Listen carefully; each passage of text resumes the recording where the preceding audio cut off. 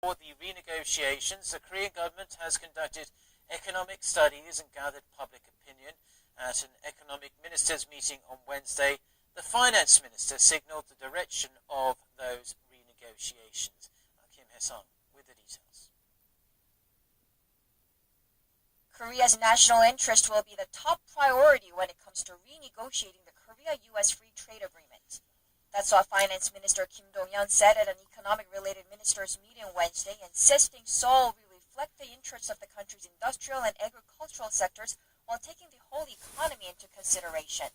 To come up with a renegotiation plan, the Trade Ministry has conducted economic feasibility studies on the FTA and has gathered opinion from the agricultural and manufacturing sectors through 2 public hearings and 26 rounds of meetings.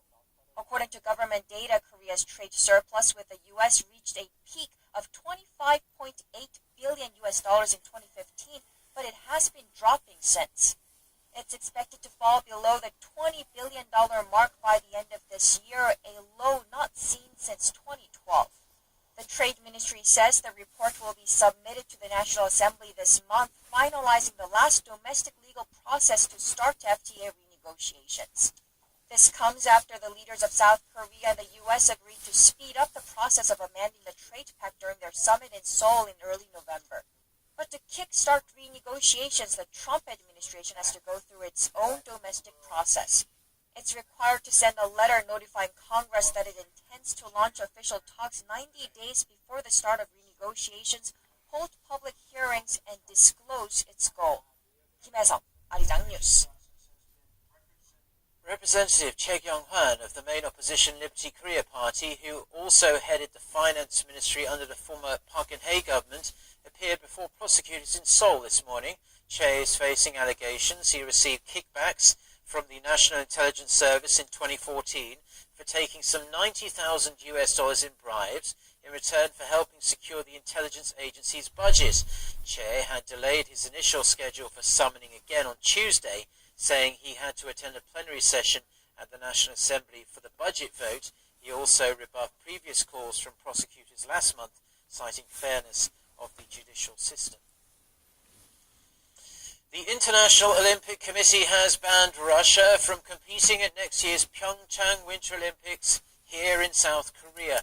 The decision came after the country was found to have engaged in state-sponsored doping at the 2014 Sochi Games, where Russia finished top of the medal standings. Noah Ram with the details. The IOC said on Tuesday that evidence had emerged of what it called an unprecedented systematic manipulation of the anti-doping system. However, the committee said it will allow some of Russia's athletes to compete as neutrals if they satisfy strict conditions that show they are clean.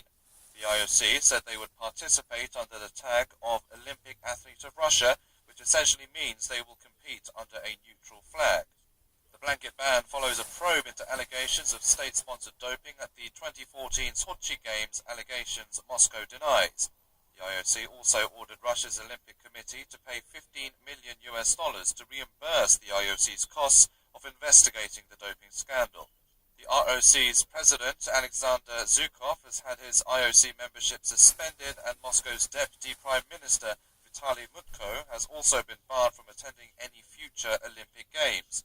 IOC President Thomas Bach said the probe results showed an unprecedented attack on the integrity of the Olympic Games and sport, expressing hopes that the ban would serve as a catalyst for a more effective anti-doping system. Russian sports officials lashed out at the decision, with the president of the country's skating union calling it, quote, offensive and unjustified. Chief of Russia's Freestyle Wrestling Federation added that the Olympic movement has, quote, discredited itself and that there will be fundamental consequences. Russian state broadcaster VZTRK also said it will not broadcast the Pyeongchang Games if the Russian team is not participating. The competition, which starts on February 9th, will now be without one of the powerhouses of Olympic sport. Noaram, Arirang News. A state of emergency has been declared in parts of Southern California as wildfires are spreading rapidly, forcing around 27,000 residents to evacuate. Strong winds are making it difficult to fight the fires, which have already destroyed hundreds of buildings and homes. Park So-yeon reports.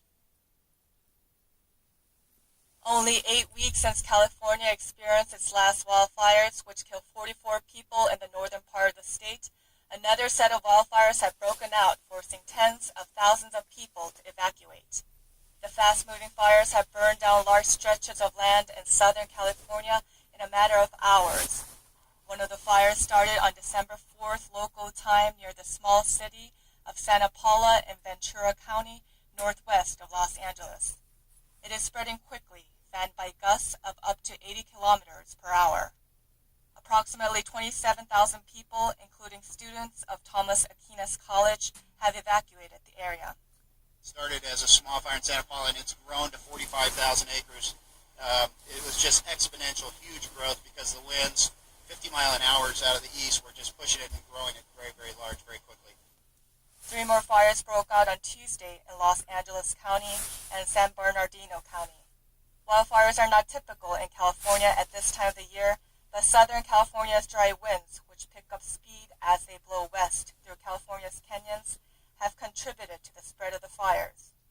We have extremely high winds, very, very low relative humidities, and our fuel conditions out there are absolutely about as bad as they could be for fire spread. So we're very concerned about the wind popping up again today and pushing the fire a little bit further towards the west.